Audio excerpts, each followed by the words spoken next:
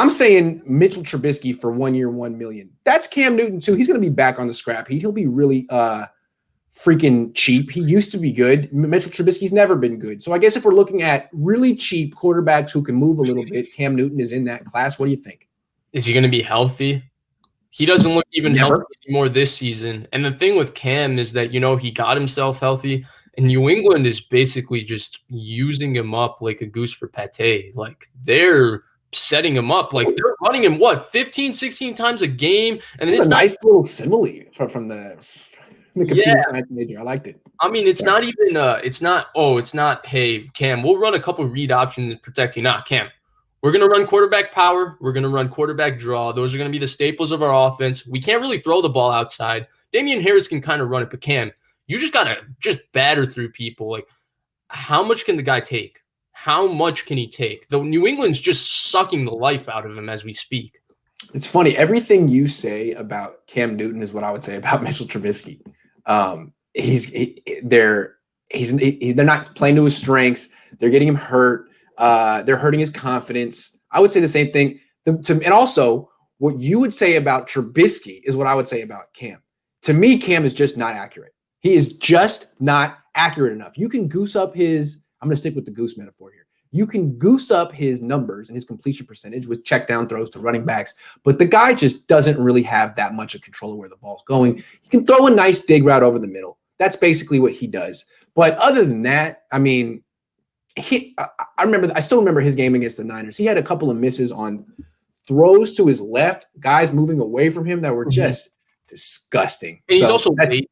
His timing is bad. He's late. But the bottom line for me is why he wouldn't work is not even as a thrower. Right? The big benefit was he's Superman. Well, he's not Superman anymore. That body, like, I hope he retires. Man, he's taking hits even this year. Bro, Trubisky is worse. Yeah, I don't know. At least the thing I like about Trubisky, I like that Trubisky can run. I feel like if you put him in this offense and let him bootleg and actually gave him let him scramble, that's a nice little addition. It got a quarterback who can average 5 yards a carry. I mean, the Niners haven't had that since freaking Kaepernick. Alex Smith. Kaepernick, yeah. Oh, yeah, Kaepernick. I remember Gabbert. that. It's nice.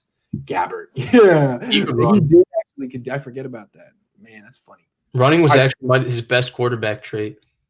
Yeah. You know who else ended up being just hold on. Paxton Lynch, dude. Jameis on the cheap, says Jermaine Pickett. What about Jameis on the cheap?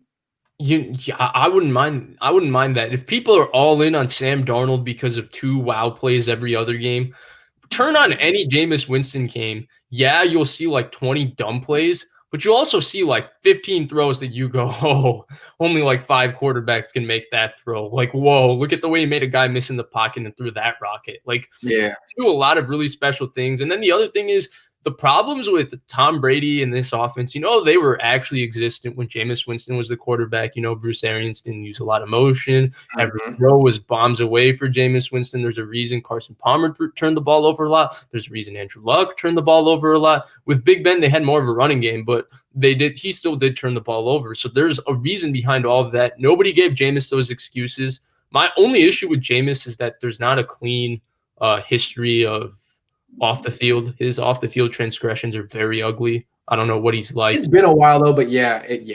The one true. I thought the one with the Uber driver one was enough for me. That's the thing. I think Kyle Shanahan might be interested in Jameis. I still remember before week 1 the way Kyle talked about Jameis and the way Richard Sherman talked about Jameis is like, dude, this guy is going to be freaking Ben Roethlisberger and in Bruce Arians' offense. Didn't end up being that. But I still feel like those 2 guys in particular think Jameis has that kind of upside if he could just get in the right spot. Now, the only thing I would say is that, that stuff would be a deal breaker in Bay Area. And I think Jed probably would put his foot down and be like, look, if you're just bringing him in to be a backup, I don't want the negative PR because I know the headline in the San Jose Mercury News and the San Francisco Chronicle is going to be about all this stuff in a list. And that's welcome to the Bay Area. We got a guy who, I don't even want to say it.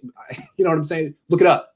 So the thing I wanted to say about Jameis is when I saw him come in mop-up duty for Breeze in that game, I was a little alarmed. I felt like he had lost whatever.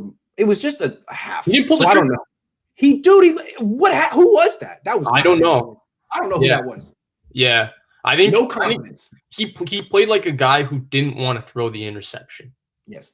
And And that's maybe that's the right move because they were up and they were going to win. And just don't throw 3 picks like you did in Tampa and lose this game. That's fair. Maybe that's what happened.